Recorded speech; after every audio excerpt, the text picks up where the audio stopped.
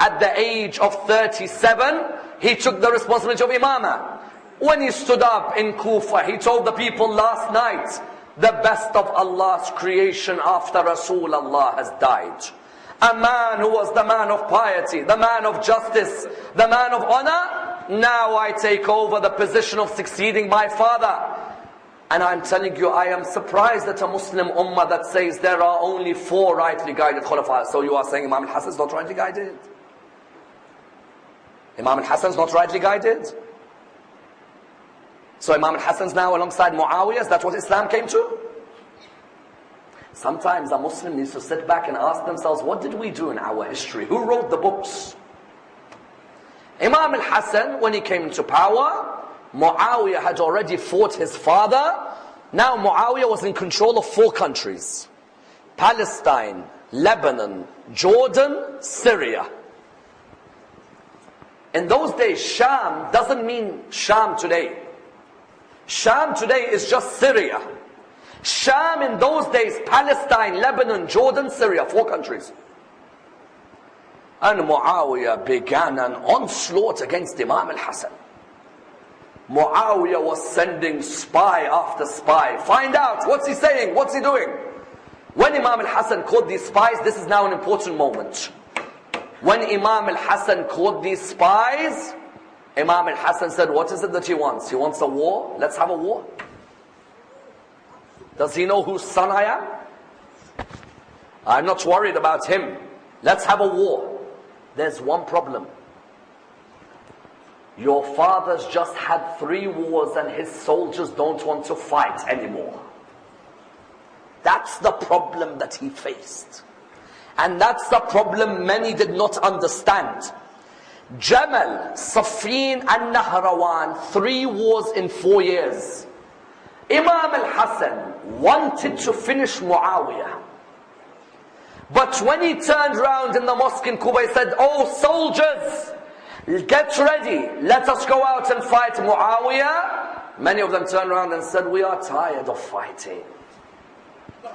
He said, but there is dhulm, there's injustice, there's oppression. What do you mean you're tired?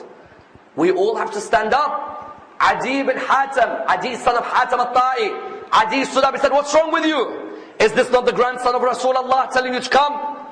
And all of them are like, we are tired. Imam managed to mobilize 20,000 of them. You know how many Muawiya had? 76,000. Even then, 76,000 against 20,000, you think Imam gave up? Imam didn't give up.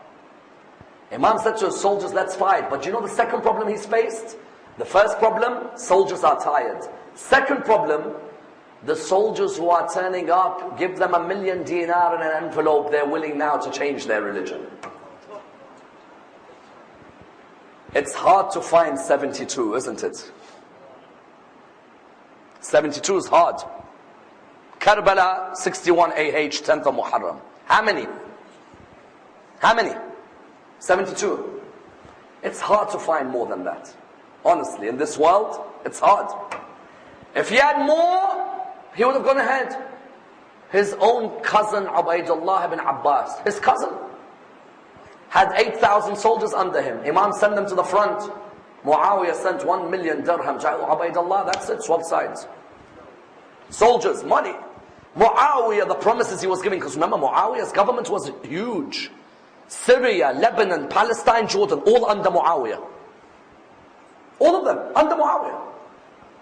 Muawiya was promising some soldiers, if you want my daughters or my nieces, you can marry them. Others, he was saying millions, palaces, horses, whatever you want, I'll give you. Others, he was offering them positions and posts.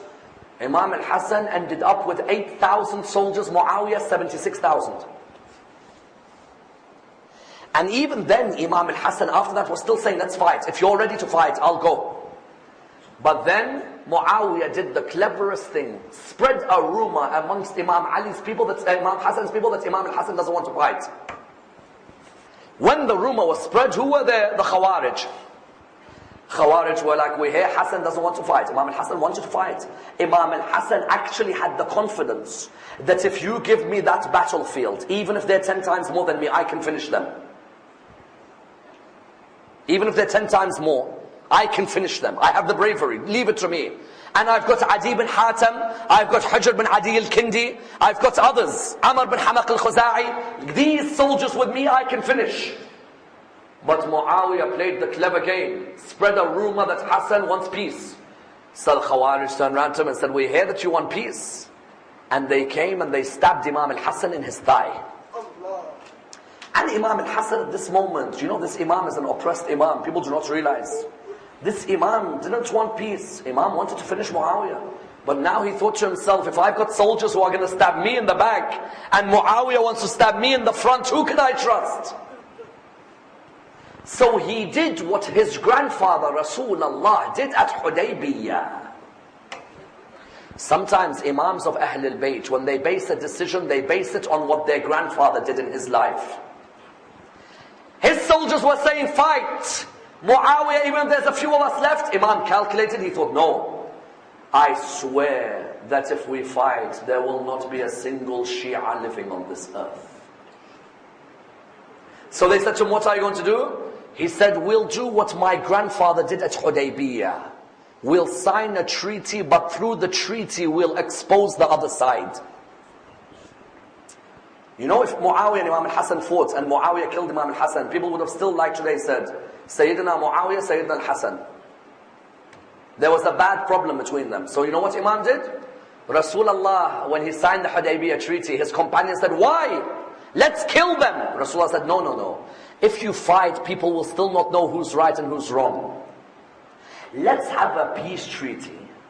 But in the treaty we make a condition. When the other side break it, then the people will know who's on the right and who's on the wrong. Imam al-Hassan, when the people said to him, who are you basing your decision on a peace treaty with Muawiya on? He said, my grandfather did the same at Hudaybiyah. And do you know what the terms of the treaty? Do you know why Imam al-Hassan signed that treaty? Imam al-Hassan signed it because the terms would expose Muawiya's behavior. Muawiya and Yazid are two different people. Yazid publicly not religious, privately not religious. Muawiya publicly unbelievably religious. Imam al-Hussein has to fight Yazid because Yazid's blatant moral corruption. Imam al-Hassan has to be cleverer now with Muawiya.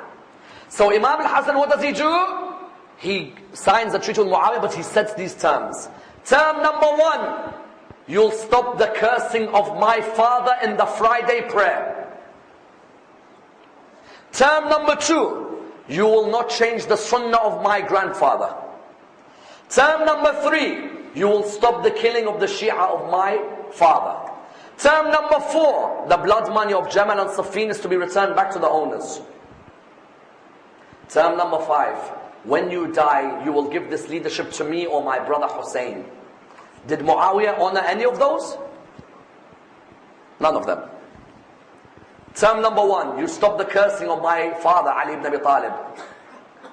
60 years, every Friday prayer. Every single Friday prayer for 60 years begins, may God curse Ali ibn Abi Talib. Every Friday prayer for 60 years. Term number 1, broken. Term number 2, you will not change the sunnah of my grandfather, the Holy Prophet. And you find Salat al-Jum'ah was prayed on a Wednesday. Salat al-Jum'ah, when is Jum'ah? Friday. So why are we praying on a Wednesday? Muawiya. Pray Jum'ah on a Wednesday. Muawiya gives the khutbah. The idea of a khutbah is that you're going to be standing when you give a khutbah, isn't it? You find that Muawiya would sit when he'd give a khutbah. And other changes to the sunnah, and others, and others. Number 3, you don't kill the Shia of my father. Killed Hujr bin Adi al-Kindi, Amr bin Hamaq al-Khuza'i, Rushad al-Hajari. All of these were killed by Muawiya. Number 4, the blood money of those who died at Jamal and Safin, you return it. They didn't return any money. But the 5th was the worst. You return the leadership back to us. Did he return it back, or who did he give it to? He gave it back to his son Yazid ibn Muawiya. He gave it to Yazid. But what did Imam al-Hassan achieve from that peace treaty?